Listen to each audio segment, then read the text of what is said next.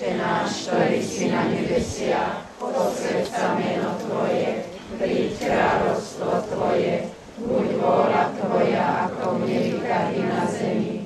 Chlieb náš každodenný daj nám dnes. Naplň srdcia naše ohňom lásky. Duchu Svätý, príď k nám. Naplň srdcia naše ohňom lásky. Duchu Svätý, príď k nám.